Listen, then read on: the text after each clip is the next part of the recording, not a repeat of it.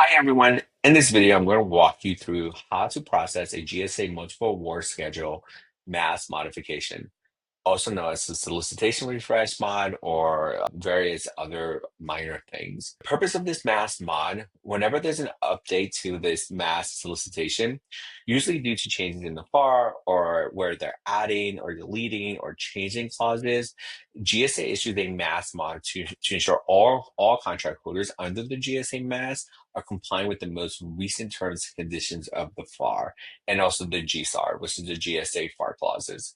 Um, so the step one you want to watch out for is the GSA Mass Mod email. So for example, I recently got this 3 days ago, it was a weekend. You receive an email notification from GSA, usually from the GSA domain or the contracting officer or contract specialist that's working with you. It's usually a very plain text heavy email. As you can see, they all look the same. They look very similar to this email. The subject line usually mentions modifications to schedule mass refresh or modification to schedule for something different.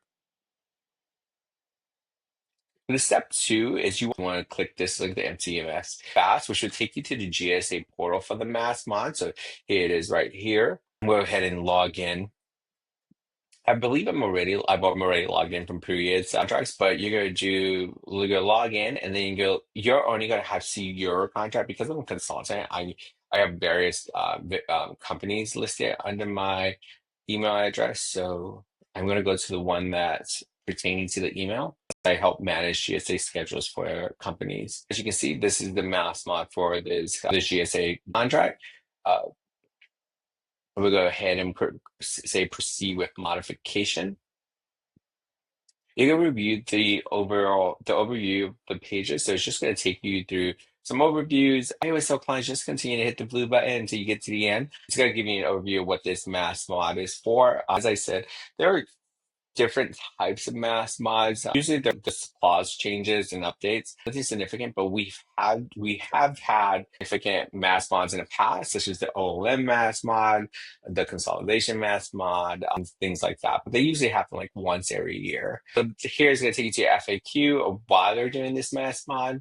You're gonna go ahead and hit the blue button. Same thing here. As I mentioned here, they're gonna give you these are the provisions that are unmodified for the contracts and no changes here. You hit clauses.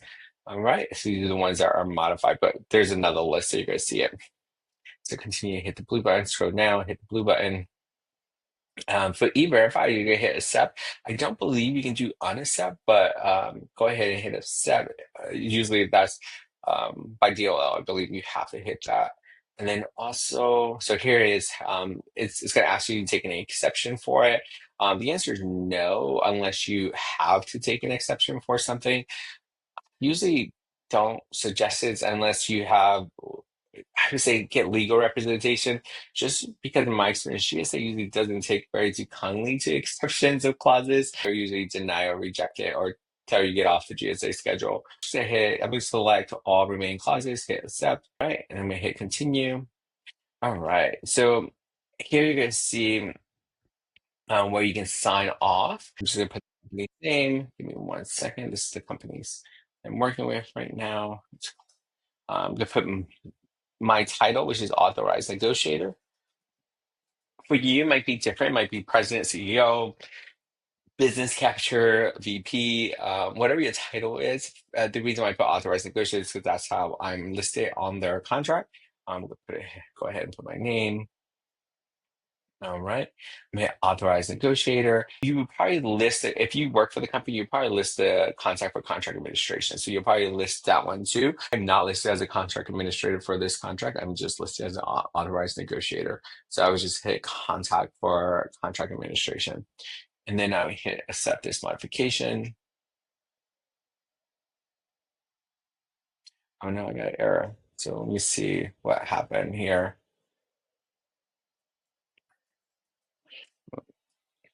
Higher rate process. No, it didn't. Do you guys see me do this again?